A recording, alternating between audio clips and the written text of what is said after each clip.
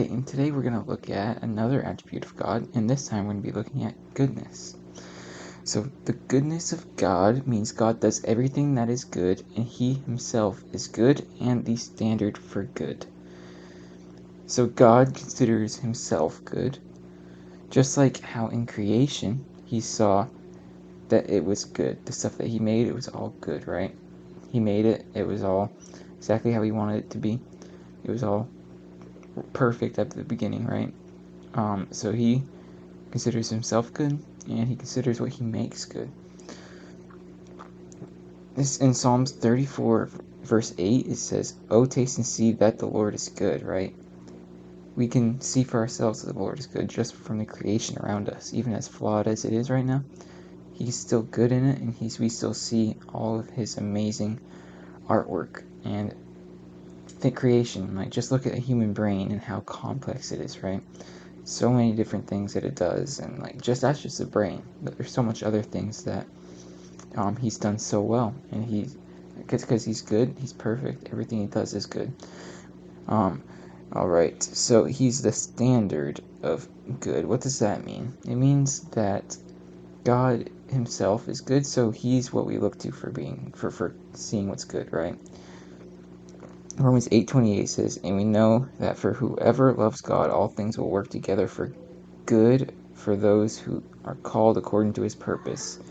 We also know that God works for good, right? Things will work out for us if we trust in God because of His goodness, right? Things will work out for us when we trust and rely on Him for things. But back to the standard of goodness, right? We see that through everything. And what He says is good, and what He says is not good is not good. It's quite simple. So we in our sinful states are not good. Jesus in His perfect state and dying on the earth was perfect, and He was good. God considered Him good. God poured out His wrath and all the sin of the world onto Jesus. So now, instead of seeing us and our broken wretchedness, He sees the goodness of Jesus Christ Himself on the cross instead of our sin. So He sees the goodness of Jesus. It was because of His goodness that we can even be here, right? Sometimes it might seem like things don't work out for our good. Saul probably didn't think things were working out for good when he was almost stoned to death, left for dead. He probably didn't think everything was great and things were working out for glory of God. He probably didn't think that. I mean, I wouldn't think that, right? If you're being nearly killed, that's the worst thing that could probably happen to someone, is almost dying, right?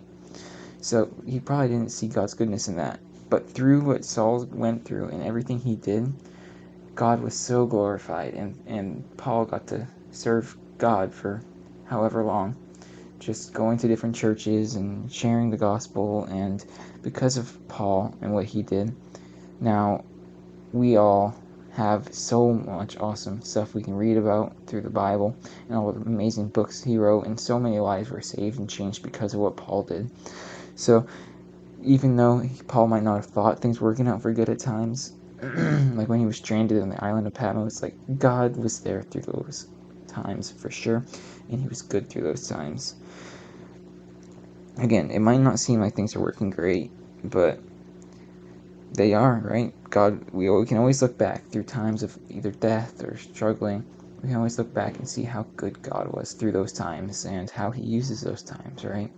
Losing a loved one can be the hardest thing ever, but if you're a Christian, you can look back and see how much God loves you through those times. He's closer to you those times than any other times, right? He also keeps His promises. God will always keep His promises. If He promises that things will work out for our good, if we are called according to His purpose, we can know with faith that they will work out because God keeps His promises, and those promises are amazing. So we can believe in that. He'll never leave us nor forsake us, right? That's another thing He says. That's another promise He makes.